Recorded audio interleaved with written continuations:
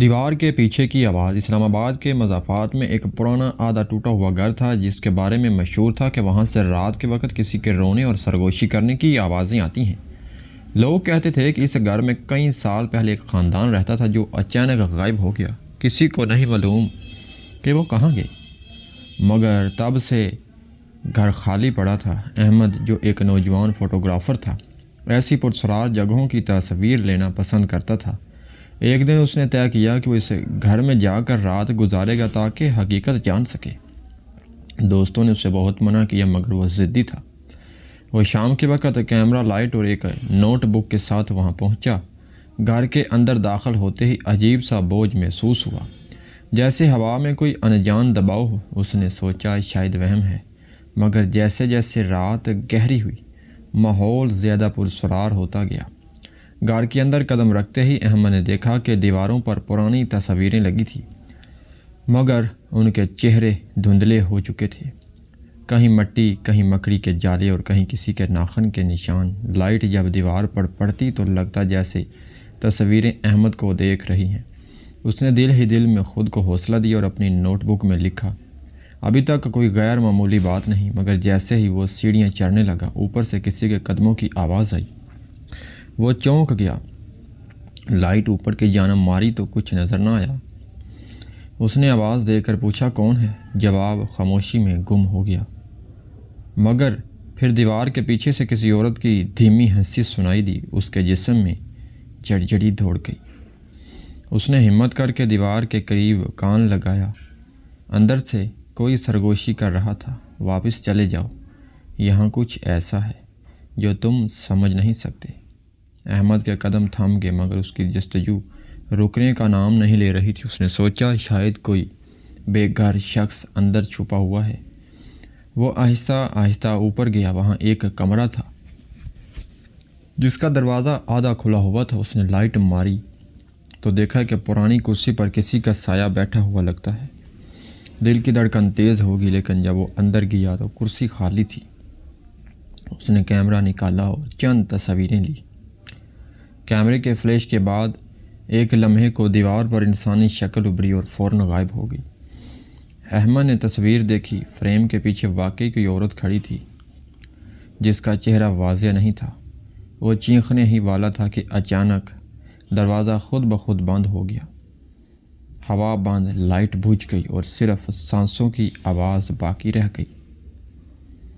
کمرے میں اندھیرا پھیل چکا تھا۔ احمد نے موبائل نکالا، فلیش آن کی۔ دیوار پر ایک لکیر بنی ہوئی تھی جسے کسی نے ناخنوں سے وہاں کچھ لکھا ہو۔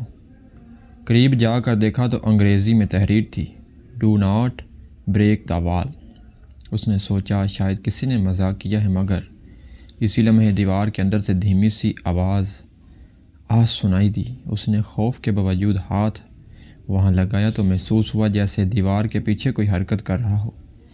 اچانک دیوار ہلکی سی دڑاڑ کے ساتھ پھٹنے لگی اور اندر سے ٹھنڈی ہوا کا جھونکا نکلا۔ احمد پیچھے ہٹا۔ اندر ایک خفیہ راستہ تھا جس میں اندھیرا چھایا ہوا تھا۔ تجسس نے خوف پر قابو پا لیا۔ وہ اندر داخل ہو گیا۔ وہاں ایک لمبا سا سرنگ نما راستہ تھا جس کی دیواروں پر ہاتھوں کے نشان تھے۔ سرنگ کے اندر چلتے ہوئے احمد نے محسوس کیا کہ ماحول بدل رہا ہے۔ درجہ حرارت اچانک گرنے لگا۔ ہر قدم کے ساتھ سانس بھاری ہوتی جا رہی تھی۔ کچھ فاصلے پر اسے روشنی کی ہلکی سی جھلک دکھائی دی۔ وہ آگے بڑھا تو دیکھا کہ ایک چھوٹا سا کمرہ ہے جس کے بیچ میں پرانی جھولنے والی کرسی رکھی ہے اور دیواروں پر درجنوں خراشیں بنی ہیں۔ ایک دیوار پر خون جیسے دھبے سے لکھا تھا، وی نیور لیفٹ۔ احمد کا دل جیسے رک گیا۔ اسی لمحے کرسی خود بخود ہلنے لگی۔ کمرے میں سرد ہوا چلی اور ایک عورت کی آواز گونجی، تمہیں نہیں آنا چاہیے تھا۔ احمد کے ہاتھ سے کیمرہ گر گیا۔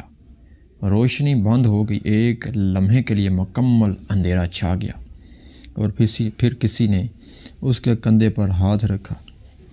احمد کے منہ سے بے اختیار چیخ نکلی۔ اس نے پیچھے مڑ کر دیکھا تو وہاں کوئی نہ تھا، مگر کندھے پر ہاتھ کی ٹھنڈک اب بھی محسوس ہو رہی تھی۔ وہ بھاگنے لگا۔ راستہ جیسے لمبا ہوتا جا رہا تھا۔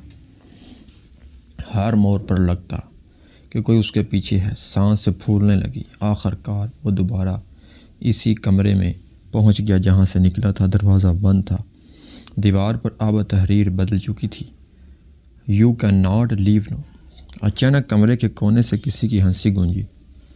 احمد نے موبائل کی روشنی اس طرف ماری تو دیکھا کہ وہی عورت اب سامنے کھڑی تھی۔ چہرہ سفید، آنکھیں سرخ، بال بکھرے ہوئے۔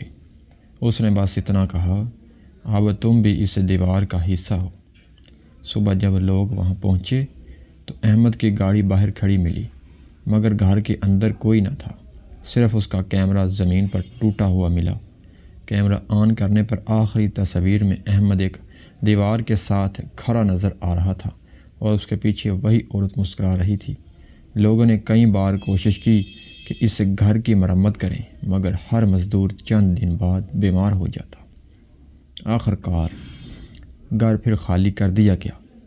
آج بھی جب کوئی رات کے وقت اس گھر کے قریب سے گزرتا ہے تو دیوار کے اندر سے کسی کے سرگوشی کرنے کی آواز آتی ہے، "واپس چلے جاؤ"۔